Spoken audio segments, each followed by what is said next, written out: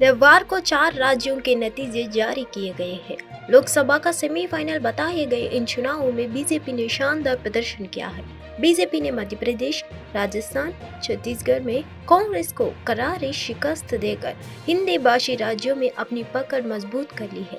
वहीं राजस्थान और छत्तीसगढ़ में शिकस्त मिलने के बीच कांग्रेस से तेलंगाना में सत्तारूढ़ भारत राष्ट्र समिति को सत्ता से बेदखल कर दिया है। अब इन नतीजों का पूरा यूपी की सियासत पर क्या असर पड़ेगा और इंडिया गठबंधन का भविष्य कैसा होगा? इन नतीजों ने इन चर्चाओं का बाजार में गर्म कर दिया है। इन विधानसभा चुनावों में इंडिया गठबंधन के घटक दलों के बीच के मतभेद भी खुलकर सामने आए थे। एमपी में सीटों को लेकर कांग्रेस और समाजवादी पार्टी के बीच घमासान देखने को मिला। बिहार सरकार में मंत्री श्रवण कुमार रविवार को नालंदा पहुंचे। दरअसल नालंदा विधानसभा इलाके में जनता दल यूनाइटेड द्वारा एक निजी कार्यक्रम आयोजित किया गया था। श्रवण कुमार इसी कार्यक्रम में शामिल होने पहुंचे थे। काफी संख्या में कार्यकर्ता भी पार्टी द्वारा आयोजित कार्यक्रम में शामिल होने पहुंचे।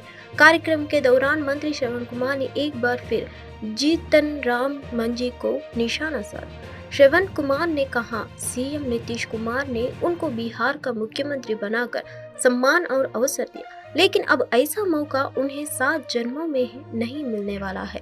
उन्होंने कहा कि दूसरे जो लोग हैं सामाजिक कृत्यों को चलाना चाहते हैं, उन्हें कौन रोक सकता है।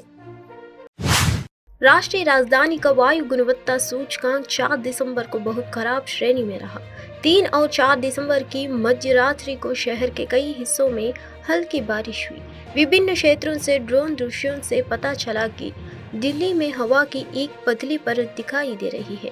ड्रोन सरकार की वायु गुणवत्ता निगरानी एजेंसी सफर के आंकड़ों के अनुसार 4 दिसंबर को दिल्ली में समग्र वायु गुणवत्ता 314 दर्ज की गई है। को लेकर आज कैसी स्थिति देख रहे हैं? भाई आज थोड़ी बहुत कम है, हल्की माड़ी, नहीं तो ज़्यादा ही चल रहा है। परेशानी वाले ही चल रहा है, लगभग कोई खास कम नहीं है। क्या क्या दिक्कतें आती हैं ऐसे में? भाई बहुत दिक्कतें हैं, तो कुछ भी नहीं है, मतलब सांस ही नहीं ले सकता आदमी।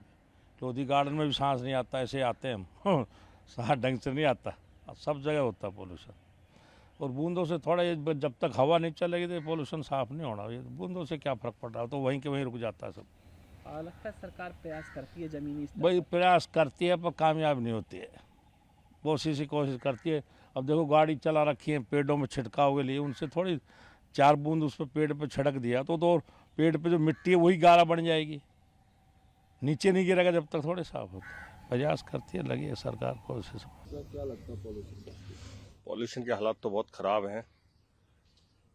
ऐसा लग रहा है कि जैसे इमरजेंसी सी लगी हुई है इस पूरे दिल्ली में।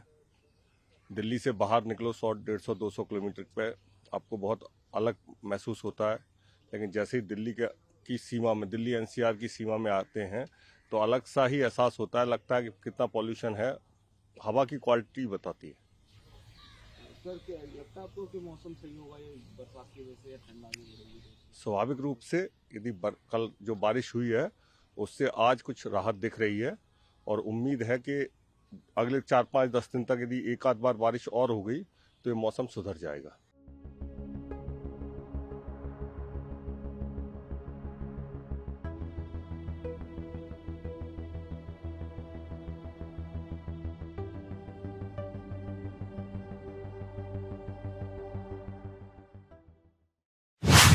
दिल्ली नगर निगम प्रशासन ने राजस्व बढ़ाने के लिए जल्द पूर्व दिल्ली के कड़कड़डुमा स्थित अपने नवनिर्मित कार्यालय परिसर में कार्यालय की जगहों को लीज पर देने का निर्णय लिया है। निगम अधिकारियों के मुताबिक केंद्र सरकार के कुछ विभागों ने परिसर में कार्यालय स्थान के लिए अपनी रुचि जाहिर की है। कड़कड़डुमा इंस्टीट्यूशनल एरिया में स्थित अत्याधुनिक प्रीमियम कार्यालय परिसर में 3 ब्लॉक यानी ए, बी और सी शामिल है, और इसका निर्माण 22,918 वर्ग मीटर के भूखंड आकार के किया गया है।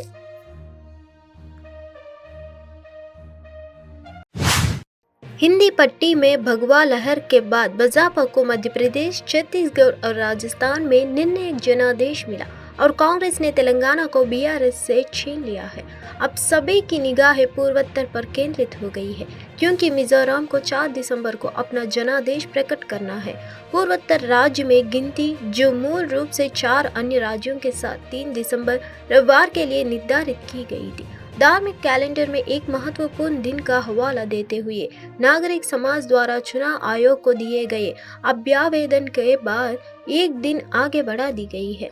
ईसाई बहुल राज्य मिजोरम के लोगों के लिए रविवार के एक विशेष महत्व का हवाला देते हुए राजनीतिक दलों और नागरिक समाज संगठनों की अपील कर विचार करते हुए चुनाव आयोग ने 29 नवंबर को आधिकारिक तौर पर राज्य में वोटों की गिनती सोमवार तक के लिए स्थगित करने की घोषणा की।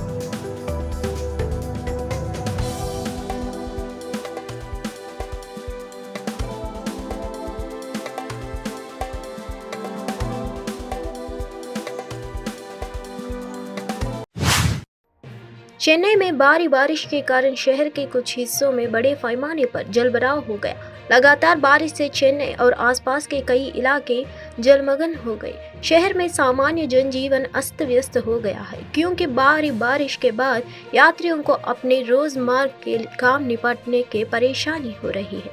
भारत मौसम विज्ञान विभाग ने चक्रवात मीचों के मद्देनजर तमिलनाडु में भारी बारिश की चेतावनी जारी की है। साथ ही कई जगहों पर हल्की आंधी और रोशनी के साथ मध्यम बारिश होने की भी संभावना है। विशेष रूप से आईएमडी ने 4 दिसंबर की शाम के आसपास आंध्र प्रदेश में चेन्नई और मछलीपट्टनम के बीच दक्षिण आंध्र प्रदेश और निकटवर्ती उत्तरी तमिलनाडु तट को पार करने के लिए एक चक्रवाती तूफान की भविष्यवाणी की थी।